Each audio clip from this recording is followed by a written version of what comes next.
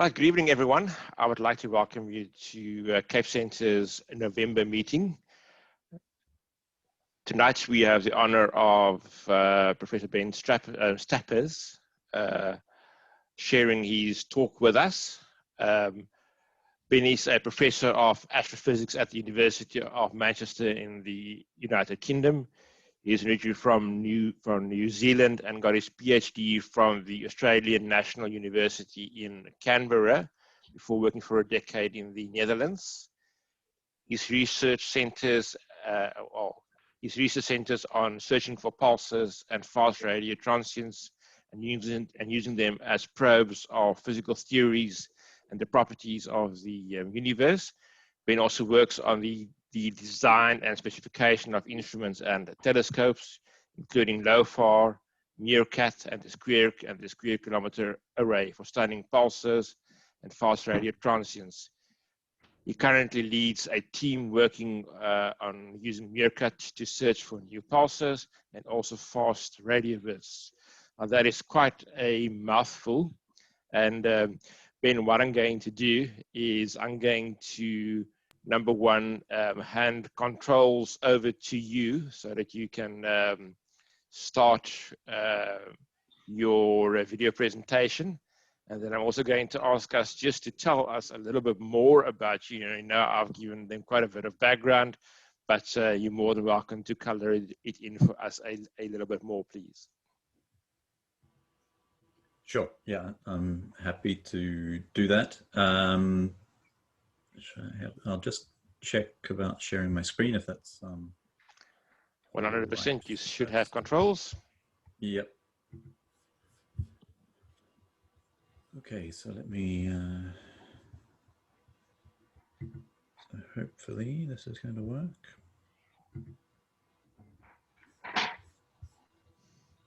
Okay, are you seeing my slides or? Yes, we are. Thank you. Okay, perfect. Yeah, so well, I think that was more than enough of an introduction, more detail than probably most people wanted. Yeah, so I currently, well, I'm currently at home, but nominally I'm at the University of Manchester, and I've been fortunate enough to spend at least a few weeks a year in Cape Town for the last 5 years, I think it probably is now at least, because of work that I've been doing with the Meerkat Telescope and people at Soreo, SAAO, and UCT. So I'm actually very sorry not to be able to be there right now, not just because it's incredibly dark and cold outside right now, but also because, well, I enjoy spending time down there and visiting the facilities. So yeah, I'm happy to start whenever you're ready. Yeah, thank you, Ben. You may start.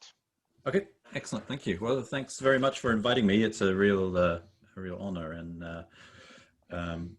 like I say, it's just a shame I'm not able to be there in person. So yeah, today I want to talk to you about a relatively new astronomical phenomena called fast radio bursts.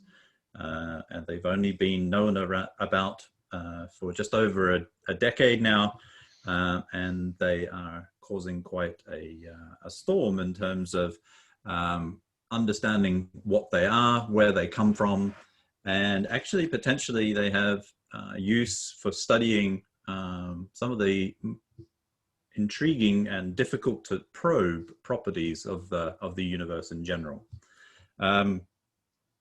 So I wanted to start with something relatively basic, just because I want to make sure that everybody is on the same page in terms of what we're talking about here. I can see from some of your profile pictures that many of you have optical telescopes, and so may not be as familiar with radio astronomy and radio telescopes. And so just to remind you, and apologies if I'm covering ground you all know, but just to remind you that this is what the electromagnetic spectrum looks like, and it's showing you the wavelengths extending from somewhere around about 50 hertz or frequencies, I should say, of around about 50 hertz, corresponding to wavelengths around 6,000 kilometers, all the way down into the 10 picometers, for example, in the electromagnetic spectrum. And the radio frequency range that we're considering really runs from frequencies of around about 30 megahertz all the way up to a few gigahertz. Although today, mainly I'll be talking about observations made in frequencies from around about 500 megahertz to around about 2 gigahertz or so. And that's sort of the frequency range, in fact, that Meerkat is currently working at.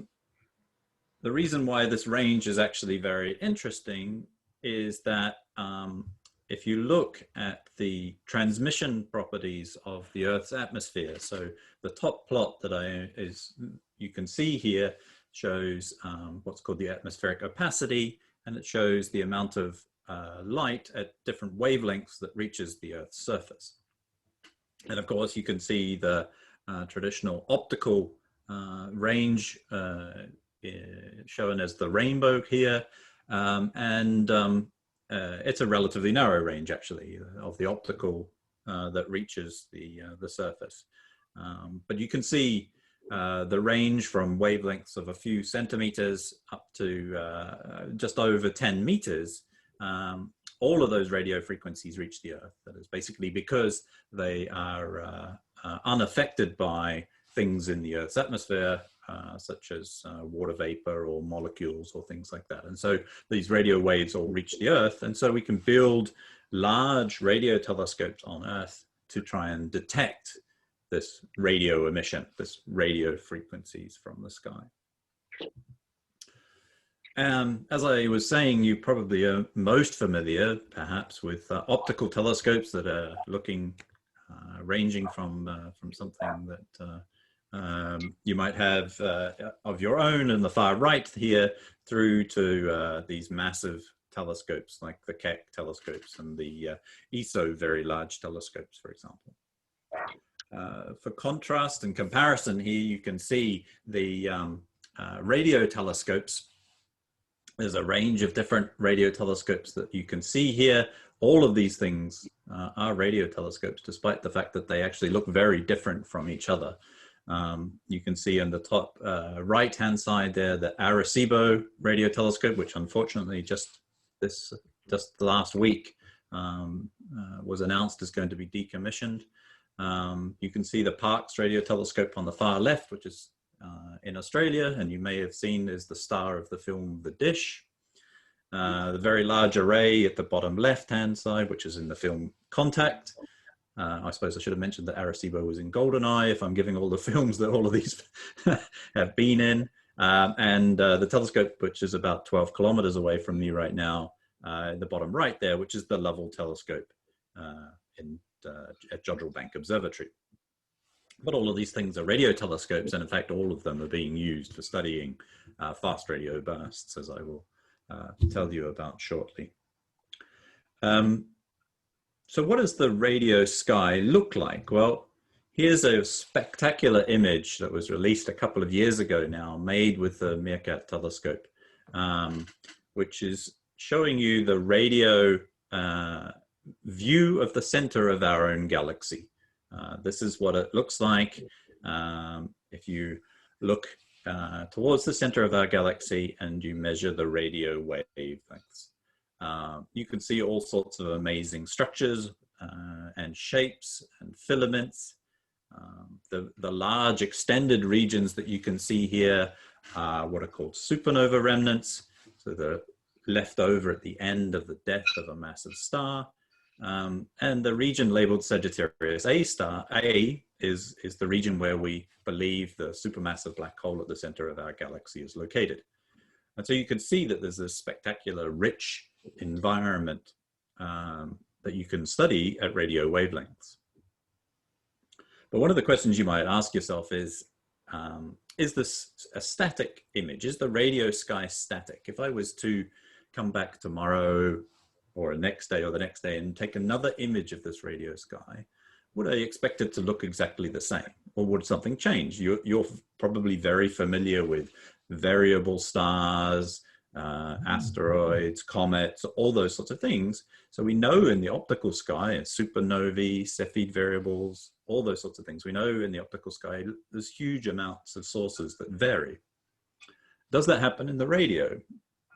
Well, it turns out that it does, and it can happen on timescales from decades all the way down to milliseconds. And it's the short timescale variations that we're interested in today. Just to,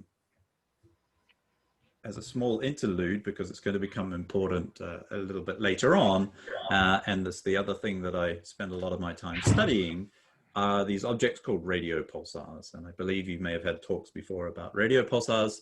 And so you may know that these are rapidly rotating neutron stars that emit radio emission from their highly magnetized magnetic poles. And if we're lucky enough that one of these objects happens to be pointing at Earth, then every time that they rotate, we detect a flash of radio emission. And here's just a bit of an idea of what that will look like. You can hear, maybe if you've got your sound, I'm not sure if it's coming through on the sound, but you may be hearing this little fit, fit, fit, which corresponds to turning the radio waves into an audio signal. And you can actually hear the pulsar in this case. You can hear the radio emission arriving. And so those pulses are separated by around, in this case, of every 0.714 seconds, corresponding to the rotation rate of this small compact object called a neutron star. So this tells us already, we've known about neutron stars and radio pulsars since 1967, when they were discovered by a PhD student, Jocelyn Bell Burnell. And what they tell us is that we know that if you look at the radio sky with high enough time resolution, then you'll see things that can vary on timescales as short as, like I say, a few milliseconds. So the fastest of these objects spins once every 700 seconds. So the mystery of the fast radio bursts started when Duncan Lorimer, who used to be actually at Jodrell Bank Observatory, was undertaking a search for radio pulsars.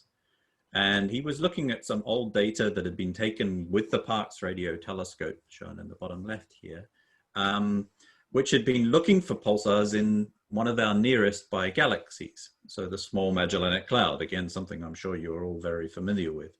And it's shown here in the top left-hand side here.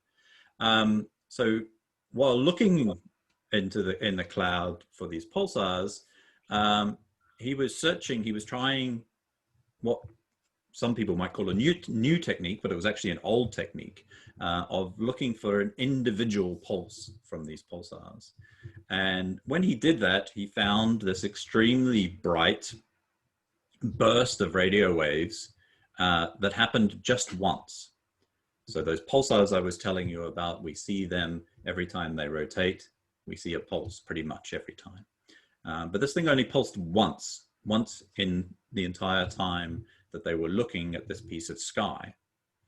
And so this was intriguing because the fact that you didn't detect another pulse from these objects was unheard of. The other thing that you'll notice is that this is a plot on the far right-hand side, the sort of grayscale plot you can see here, and it's a plot of the wavelength of the radio waves against time. And you'll see that the pulse doesn't all arrive at the same time at different wavelengths. And so this is a well-known effect due to the propagation of the radio waves through the medium between us and the source. And so just to explain that to you in a little bit more detail, you're probably familiar with this idea of shining white light through a prism. You can see that you get dispersion of the light where the different wavelengths travel at different speeds through this medium.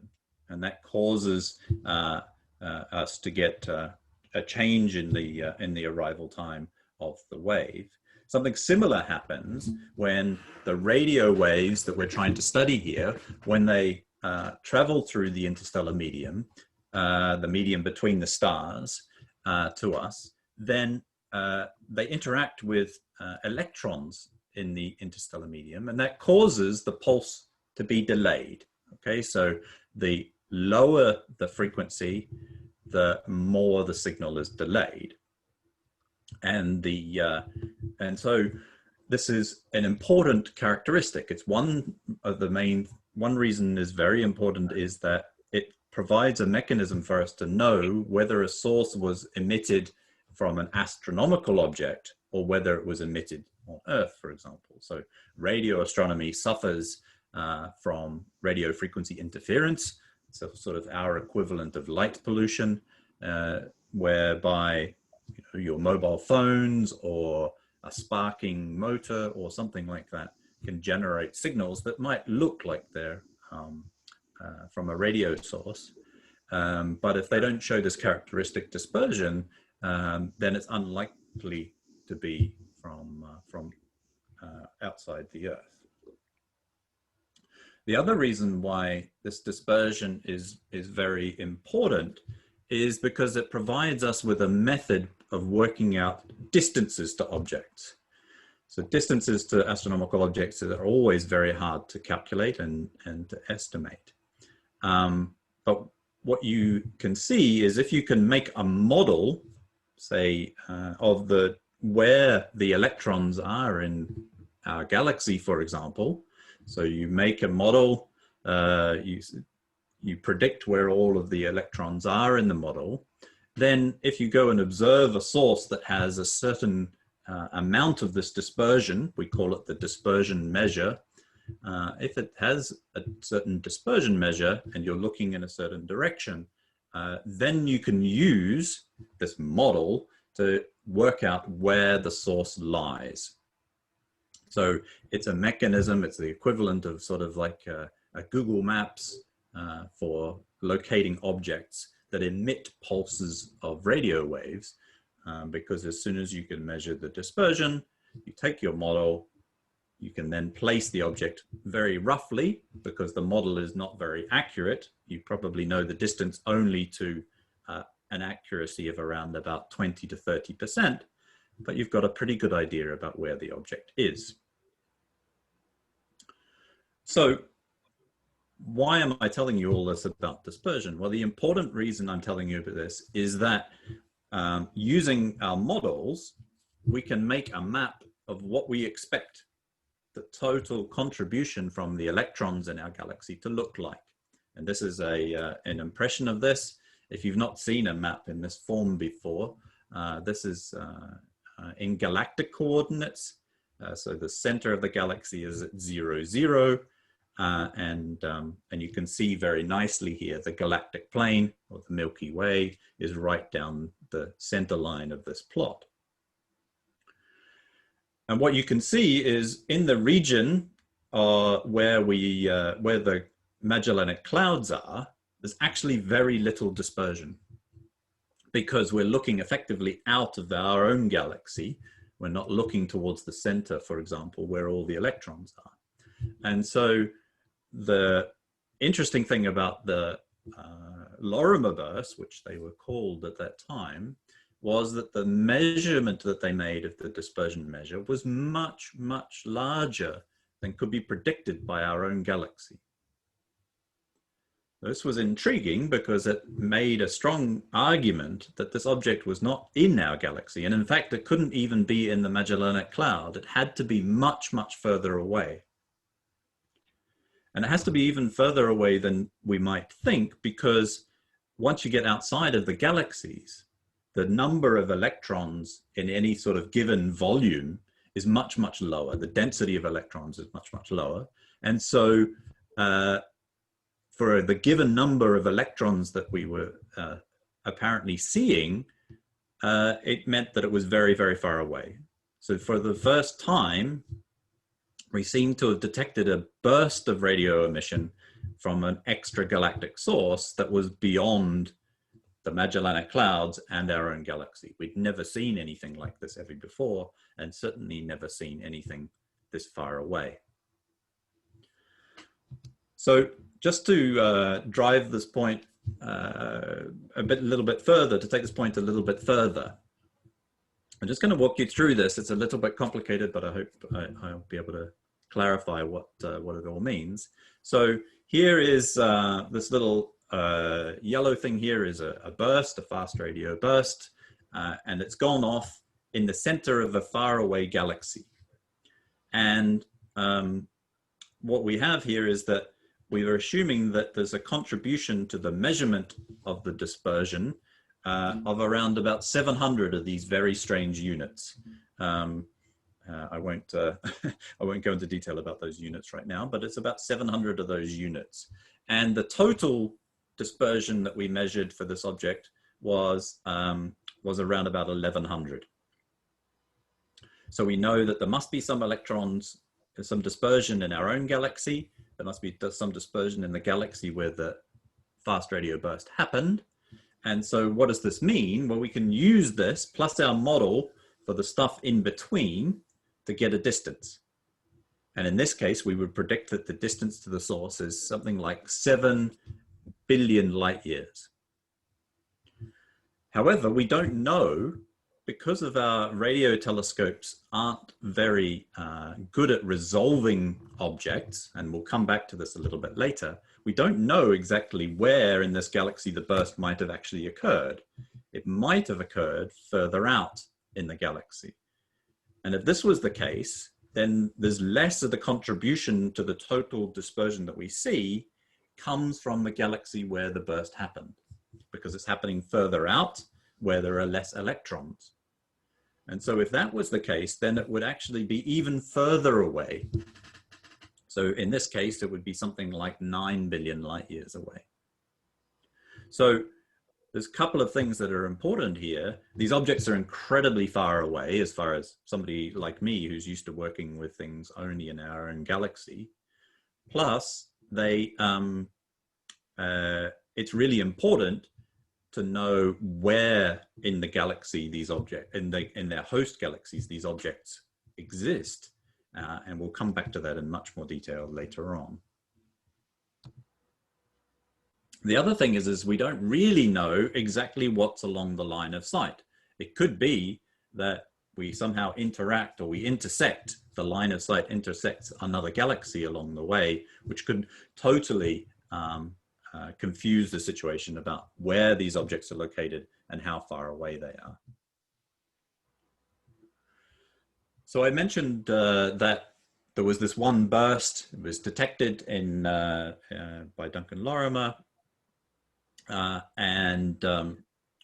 there was just one, and this was considered quite controversial. It was uncertain as to whether these things were real, because one burst, perhaps something strange had happened with the instrument, something with the telescope, some strange radio frequency interference that nobody had seen before. And so it was really important that we found more of these things. And luckily we did. My student, Dan Thornton, working as part of the High Time Resolution Universe Survey using the Parkes telescope again, we found 4 more of these bursts. And I show you just the little burst profile in the bottom right-hand corner here. We found 4 more of these bursts located in different parts of the sky, and we found them all with the Parkes telescope. And this got a lot of people interested. Luckily, we were able to show that finally these objects were real, that they were extragalactic, and that we coined the name fast radio burst for good or bad. But that's the name that's now stuck, and I do feel guilty that they're not all called Lorimer bursts. But so now we have a population of these objects. The question is, what are they? And that's the important point. Let me just. So, as I mentioned, so far we had 5 of these fast radio bursts, and they were all found with the same telescope. And so some people were still skeptical that perhaps there was something strange about the instruments or the telescope or the local environment that meant that they weren't real. And then, fortunately, this object called FRB 121102, and I'll just give you the naming convention here so that you can follow when I talk about individual sources. This 12 is the month that it was found, 11, sorry, is the day. Gosh, I was using American dates and I didn't need to. This is the day it was found, this is the month, is the 11th, and this is the year. Oops, sorry. I've got that completely the wrong way around. I don't know why I did that, sorry. 121102, it's the year, the month, and the day. So 121102 is the name of this burst. And so you can see here that this was detected with the Arecibo telescope. You know, at the time it was the largest telescope in the world, the most sensitive, and it found one of these bursts. You can see the sweep as a function of frequency here that we said was a characteristic of it being extra outside of the Earth, extraterrestrial. So they found one, and then another one was found with the Green Bank telescope, and this one was found at a different observing frequency. The previous ones had all been found at frequencies near 1.4 gigahertz or 1,400 megahertz, and this one was found at a different observing frequency. And so now we had multiple telescopes, multiple observing frequencies, all seeing these things. And so the idea that we had a population of these sources was finally confirmed. And as you can see by this range of fancy graphics here, lots of telescopes around the world are now looking for these fast radio bursts. It's a huge search that's going on to find more of them in order to be able to understand what they are and how we can use them. So the next question you might ask yourself is, where are they all in terms of in the sky? And here, this is just a montage of the ones that have been are in the public domain so far. We know that there are a lot more that have been found which are not yet in the public domain, but these are all the ones that are located, we know about so far. So they're all over the sky in all different directions. So we're seeing these things coming from many different locations all over the sky. So the big questions are, apparently there are something between 1,000 and 5,000 of these things happening across the sky every single day. So every day, up to 5,000 of these fast radio bursts are seen in the sky. And I say seen, they're not actually measured by us because we can't point at all of them. But if you had a telescope that could see the entire sky, then this is how many you would probably get. The bursts are very short, so they last something like about 1 or a few milliseconds. And so we know that it means that they're bright and they're short in duration, which means there have to be an energetic process that generated them.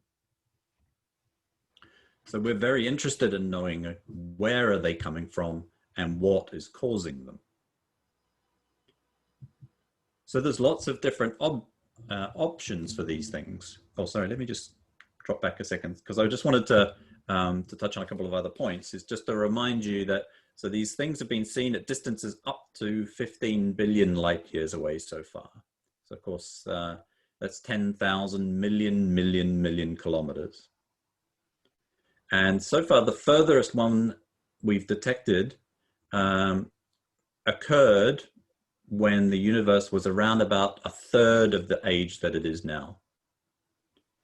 And the energy that is released in one of these bursts is around about 10 to the power of 32 joules. And if you're not familiar with joules, then that's 1,000,000,000 times the total annual energy consumption of the Earth. So these bursts are giving off a huge amount of energy, and so we know that there must be an energetic process. So lots and lots of theories have been put forward as to what they could be. Some of these include things like merging black holes, which we now know are real objects. LIGO has detected the gravitational waves emitted by merging black holes. They might be something called a magnetar, a really, really highly magnetized neutron star. They might be associated with supernovae. They could be gamma ray bursts. You may know about gamma ray bursts, which are thought to be associated with the collapse of a massive star. They might be something that was put forward, which was totally new to me at the time, was the idea of a blitzar. And that is actually a neutron star that collapses to form a black hole. And as the neutron star collapses, it ejects its magnetic field, and this generates a huge amount of emission. Merging neutron stars, we also now know that there definitely are merging neutron stars thanks to LIGO and Virgo. And maybe they're associated with the pulsars that I was talking about earlier. Maybe they're an extreme form of the pulsars. And so there's plenty of theories in the literature. But I think it's fair to say that this is still my favorite theory, is that it's unknown. We have no idea yet what they are. But some very good clues are coming up, and I'll tell you about those in a moment. So I told you that these bursts were only seen once, and that was true until just a few years ago, when the burst 121102, which you will remember was detected with Arecibo. It was the first fast radio burst detected with Arecibo. People kept looking at it, and they kept staring at it just in case it would burst again. And it turns out it did. And it's now been detected to burst many hundreds of times. And it's very interesting because the pulses that you detect from this object are very odd. They vary a lot from time to time. And we don't detect any underlying periodicity that could indicate that they might be rotating. So I showed you that pulsar earlier on, and you saw that every rotation you could detect a pulse. It should be the case that we've detected enough pulses now to work out if there's a period which might be corresponding to, say, a rotating object. But so far that's eluded us, and we still don't know what this object is.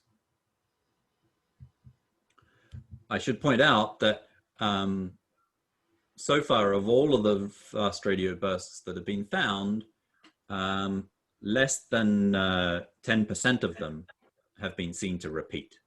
So it's not a common characteristic. But that may be a limit of our telescopes and our sensitivity. I mentioned that what we would really like to do is to work out where these things are coming from. What galaxies are they located in? Well, again, with 121102, we were lucky that it repeated. And when it repeats, it means you can observe it again with the different telescopes, and you can get an accurate position for the source. And when they did that, and then they made observations with the Hubble Space Telescope, they found this puny little galaxy here, a little dwarf galaxy, which is tiny compared to our own Milky Way, for example, and is located at around about 3 billion light years away. So this was not exactly the type of galaxy that we might have expected, but it does look like it's possibly associated with where stars are being born. So that might be a clue to the origin. Since that time, about a dozen of these bursts of different fast radio bursts have been localized to their galaxies. But it does seem like they are all there are many differences. You can see some here on the left-hand side look like elliptical galaxies, but some are in spiral galaxies. Some are at the outskirts of spiral galaxies. And so there seems to be a range of different galaxies where these fast radio bursts are located. And maybe this is suggesting indeed that there are more than one type of object is generating these bursts. So that now that we've discovered them, we're really learning more about the possibilities that there are many different ways to make these objects, or make these bursts, I should say. A really important clue to what's going on happened just a few months ago, in fact. I mentioned that one of the options for generating fast radio bursts is an object called a magnetar. They're a very highly magnetized neutron star. We know about them in our own galaxy, but until very recently, we'd never detected a bright radio burst from one of them. But fortunately, an innovative telescope in Canada called CHIME happened to detect a burst of radio emission, very, very bright radio emission. And at the same time, there was a telescope in the US, which is a very clever, simple telescope that could see a large fraction of the sky. They also detected a burst. And between them, they were able to work out that it came from this object here with the name SGR 1935 plus 2154. And this is a magnetar, and it's a magnetar located in our own galaxy. And so the burst of radio emission is not as bright as we would expect if it was from one of the FRBs that we've seen. It's about 40 times fainter, but it's still a lot closer to the brightness we might expect than anything we've ever seen before. So maybe this is a very strong clue that indeed the magnetar model is the one that is at least responsible for some of the fast radio bursts. Okay, so I've introduced you to some of the ideas about what fast radio bursts might be and what some of their characteristics are, but how might we use them? Why are they interesting? Well, one of the reasons is that we can use them a bit like shining a torch in a darkened room to try and see what's contained in the room. So you can think of this fast radio burst as it passes through the medium between the galaxies. It effectively gives us a probe, like maybe taking an ice core in Antarctica tells us about the geological history of Antarctica and the climate history, of course, as well. This probe tells us something about the material that's along the line of sight between us and the galaxy. And that turns out to be really important, because although we're in the era of knowing a lot about the universe, we really have this issue where, okay, we don't really know what dark energy is. We don't really know what dark matter is. So you think, oh, well, atoms are 4.6% of the universe is made up of atoms. Surely we know everything about the atoms. Well, it turns out we don't. We don't know where something around about 30% of the atoms are. We don't know where they're located. If we add up everything that's in the gas, in the galaxies, in stars, and in the medium in between, the medium inside a galaxy or inside a cluster of galaxies, then we still find we're missing some material. And what we can do, because remember, the radio waves, as they travel from the faraway galaxy to our own galaxy, they interact with the electrons in between, the so-called intergalactic medium. And so that's exactly what we want to measure. How many electrons are in that medium? And if you can get a distance to your host galaxy separately, then you can do a calculation where you say, okay, I measured this density of electrons, I have this distance, okay, therefore I can work out how many electrons there are, and then you can use that to infer how many atoms there are. And so you can look for the so-called missing baryons or the missing atoms in the universe. And so we've started to do that already. Don't worry about the details of this plot, just to know that this axis here, where I've got the redshift, that's the distance to the galaxy measured separately. And here is the dispersion measure that I mentioned. Oops, sorry about that.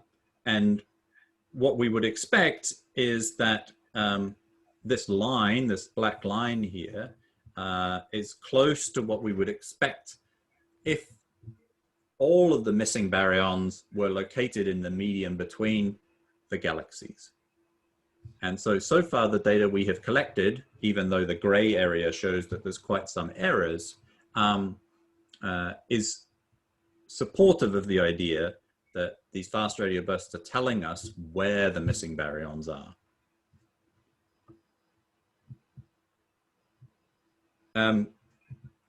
We also, excuse me, sorry. We also might be able to use them to study something called dark energy. However, it relies on them being standard candles. And what do I mean by a standard candle? I simply mean that they must all be of equivalent brightness. And if they're of equivalent brightness, then as soon as we measure how bright they are when we detect the light, and we know how bright it should be at the source, we can use that to get the distance. And once we get the distance, we can try and measure how the expansion of the universe is changing as a function of time. How is the universe expansion accelerating? And that is something that might be possible with fast radio bursts, but it's a few years away to see whether that's possible or not. So what's next? What do we need to do next? Well, we need there are a number of experiments around the world that are being set up to find many more FRBs. And one of the ones that I'm involved in is a project called Mir. It's funded by the European Research Council through an advanced grant. And it's supported by very strong support from Soreo, who've been fantastic in helping us get on Sky. And it uses the Meerkat Telescope in the Kourou in combination with the Mir Telescope, which you may or may know about, which is located at Sunderland. And the idea is that we perform commensal observations. So we are passive observers. We just sit and wherever the telescope is pointing to do the science that it's doing, we just piggyback on that and we look for these flashes of radio emission and we try and detect them. And we hope that Meerlicht at the same time might also see a flash of optical light, which would be the first time that such a thing had been seen. This is our hardware located in the Kourou. It's a large collection of high-performance computers with a lot of sophisticated software that it's taken us about 3 years to get up and running. But we're now regularly observing, in fact, I suspect we're observing right now, looking for these fast radio bursts. One of the things about commensal observing is that we don't know where we're going to be looking necessarily until the day, but it's good because it's sort of random all over the sky. And because, as I showed you earlier on, these fast radio bursts are coming from all over the sky, it doesn't really matter where you point. You have a very good chance of detecting them wherever you're looking in the sky. Now, the nice thing about doing commensal observations is that we get a lot of time on sky. So in order to find these things, you need to look over a large area of sky for a long time. And so that's why we need a lot of telescope time. And the best way to do that is to piggyback on other people's science. And here's just a reminder of what the Mir Telescope looks like. It's a beautiful instrument also. On the right-hand side is an image of the SMC taken with the camera and the Mir Telescope, giving you an idea of the field of view that you can see with just the one observation. I was very lucky. Oops. Oh, that didn't. It's interesting. I was very lucky to be able to go to the opening of the Meerkat Telescope already a couple of years ago now. And the reason I wanted to show you this video is because it's important for you to be able to see how far apart all of the different telescopes that go to make up the Meerkat array are spaced. And that's an important feature of Meerkat, is the fact that it is a distributed group of telescopes, a so-called interferometer, which allows us to do two important things and makes it a powerful instrument for studying fast radio bursts. So just a note here that I show you the single dish telescope, I'd say from the Lovell telescope here. If I point that at the sky, it's very sensitive because it's a large dish, but it actually sees a very small piece of the sky, okay? And so it's very inefficient for surveying large pieces of sky, which we need to be able to do to find fast radio bursts. The Meerkat telescopes have a diameter of just 14 meters, which means they see a much, 13.5 to 14 meters, they see a much larger piece of sky in any one go. But then you don't have the ability to know exactly where the burst happened. And I'll show you more of the details of that. So what we have to do is something clever. We take the signals from each of the Meerkat telescopes and we combine them together, and we effectively form lots of pixels. So we effectively make like a camera with lots of different pixels, all located at slightly different positions in the sky, and we can search for the fast radio bursts in all of those different locations. So we have effectively an 800 pixel camera, and we need to search each of those 800 pixels. That's why we need so many computers. So here's just to finish up, I see the time, is that why is this being able to localize, and why do we need these very good small pixels on the sky? Well, here's a view, so you can see here's the full moon to scale with the Meerkat incoherent beam. So that's the size of the region of the sky seen with a dish. And for comparison, in the center of the moon there, we show the Hubble ultra deep field. Now the Hubble ultra deep field, as its name says, is the deepest optical image of the sky that we have so far. And you can see how small it is compared to the Meerkat beam. Now, if we now zoom in a little bit, in the Hubble ultra deep field, every one of those things you can see there is a galaxy. Okay, so if I knew that a fast radio burst had happened somewhere in that 2 arc-minute diameter field of view, I wouldn't know which galaxy it was in. Okay, so I can't do the studies that I want to do. I need better localization precision. If I take Meerkat and form my beams, I can actually localize it to this galaxy. And even better than that, if it's bright enough, I can even say where in that galaxy the fast radio burst happened. So this is the power that we have from Meerkat to be able to do this. So our survey has begun. We're commensally observing. We found our first FRB. And so we're about to start trying to localize more of these fast radio bursts and work out where they're happening, and also therefore to use them to try and study where the missing baryons are, and also to learn what the origin of these fast radio bursts are. And then I'll just leave you with the next generation, which is going to be the square kilometer array. As you may have heard before, it's going to be built in South Africa and in other African neighbor countries, and also in Australia. It's about to start construction in the next year or so, and should be finished by the end of the decade. And I'll stop there. Thank you very much.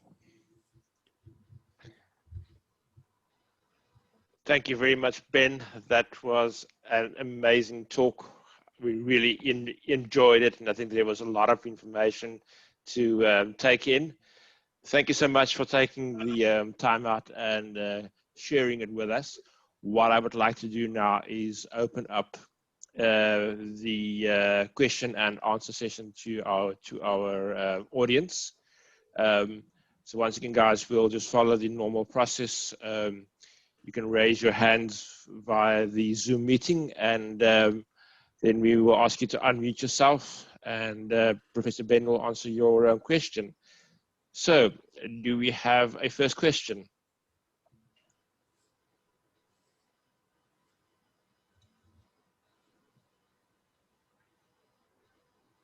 You guys are also just welcome to unmute yourself and ask your question.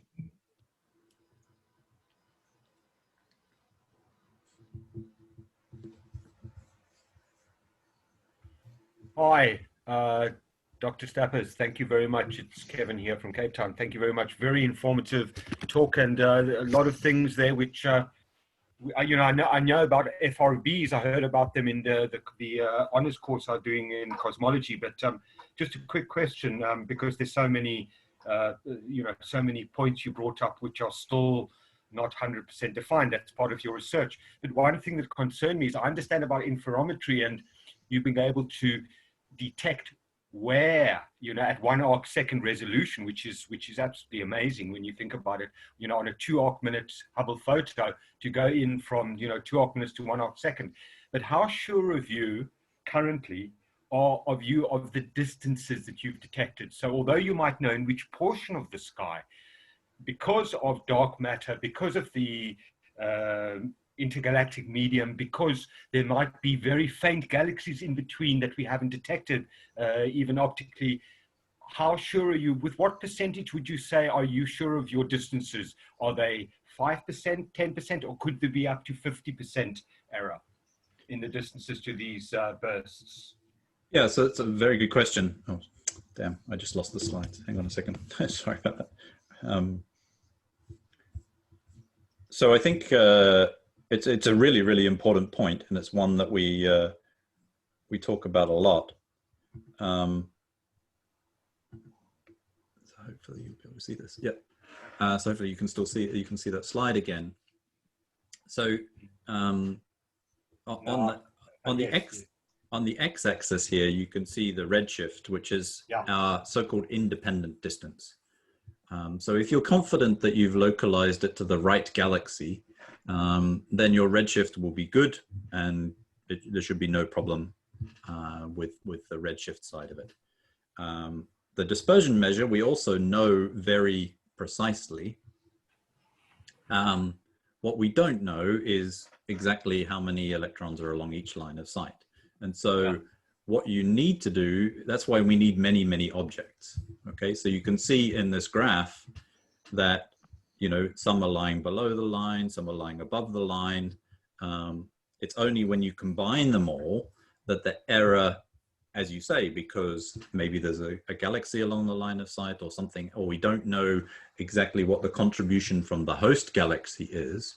But when we get a large enough sample, on average, they will give you the correct value for the intergalactic medium contribution. And sorry, what just to continue on from that, just briefly, is do you have FRBs in sort of the same area that you, or independent FRBs in the same galaxy where you've now been able to independently verify, yes, you know, our DM was correct, our distances are correct. We, you know, at least along that line of sight, we kind of correct. I'm not sure if you, Yeah, no, I understand what you're saying. Although the fast radio bursts sound like they're common, when I say 5,000 across the sky every day, you've got to remember that we're seeing them all the way out to, halfway back to the time of the Big Bang. And so there's an enormous number of galaxies in there. So the probability of getting 2 FRBs in one galaxy within one lifetime is quite low. It would be amazing if we did, and it could be it would indeed be very useful. But actually, it might not be that useful because, again, we still don't know the contribution from the host galaxy. So yes, correct. And I suppose that this part of your whole project, why you want Meerkat, because it's able to localize things. You might be able to pick up, you can pick up more observations. You've got more computing power, and the more data you have, the less error, statistically. And yeah, that's right. And one thing I forgot to mention is that we don't need these bursts to repeat. We only need one burst, and we can localize them. That's the crucial thing of Meerkat. Because of the way we operate, we're able to make an image of the sky and pretty quickly after we detect one in our data and work out where it happened. Absolutely. Thank you very much. Thank you.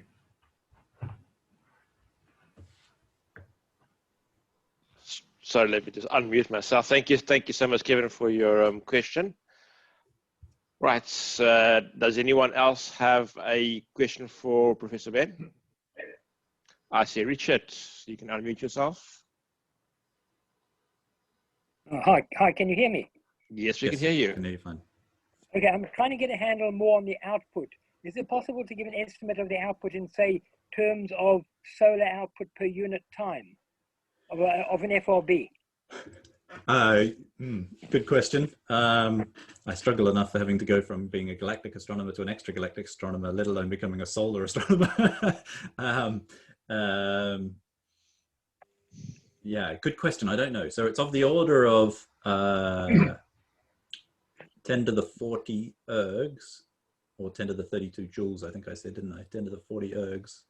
So it's about 1 billion times less energetic than a supernova in the radio. That's something I do know. I'm not entirely sure of the solar energy per year, I'm afraid. Sorry about that. I converted it into, Earth energy consumption, as I thought that might have been a useful unit, but I hadn't converted it to solar. Sorry about that. Okay, no problem. Thank you so much for your question, Richard. Right, let me just see if there's anyone else that's got the hands up. Good evening, Ian. Hi, I'm just curious to know to what extent the missing mass problem is solved. Yeah, so you might look at this graph and say it's solved, but you need to look at the error bars and see that they're, it's still very uncertain, and so at the moment the error bar is almost 50%, and so in order to be able to be sure, we want to be able to get that error bar down to be much smaller, because it's important, it's important to know exactly where all of the matter is. And we can actually go beyond this. I didn't go into this in any detail, but we can actually probe very important moments in the history of the universe once we can get this curve, this line measured more accurately. So there are very important moments when, for example, when the universe becomes neutral again. So it's ionized, and then it's neutral, and then it becomes reionized. So when the first stars started to shine, we think, or maybe one theory is that it's the first stars start to shine. They ionize the hydrogen again. And that epoch is really important because it tells us something important about when the evolution of the universe. So we'll be able to help probe things like that in the future as well. Thanks. Thank you so much for your question, Ian.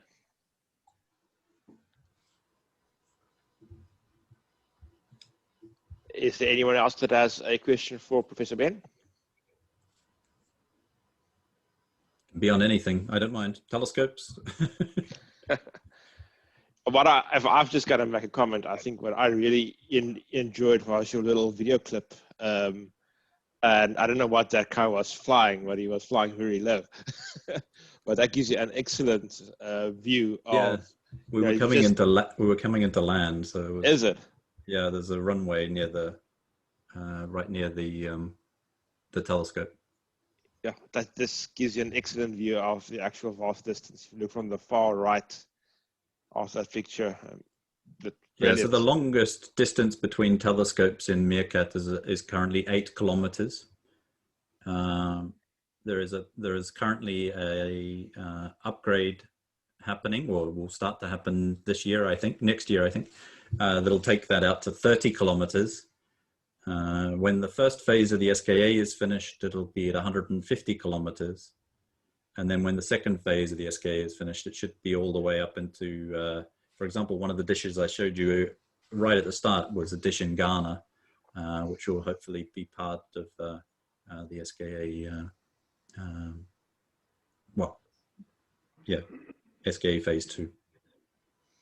Excellent, thank you. You know, a while ago, we also had the privilege of having Paul Groot talk to us about the Mir Telescope, and it was quite interesting. You know, it was quite a technical talk because he was showing us, you know, from technical build from the bottom up on how they constructed it, and it's really wonderful to see how it fits into the bigger picture.